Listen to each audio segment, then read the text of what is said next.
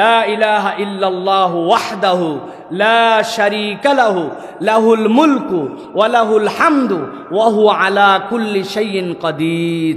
নবীজি বলছেন, কেউ যদি এই তাসবিহটা 100 বার প্রতিদিন পড়ে, আল্লাহর সাথে সাথে তাকে 10টা দাস মুক্ত করে দেওয়ার সওয়াব আমলনামায় দিয়ে দিবেন। 100টা নেকি তার আমলনামায় লিখে দিবেন, 100টা গুনাহ তার আমলনামার থেকে মুছে দিবেন। আর নবীজি বলছেন, ওর থেকে বেশি কেউ যদি বলতে পারে তাহলে ভিন্ন কথা, নচেত এই 100 বার বর্ণেওয়ালার থেকে উত্তম আমল ওই দিন আর কেউ করে নাই, এই হিসাবে আল্লাহ লিখে নেবেন।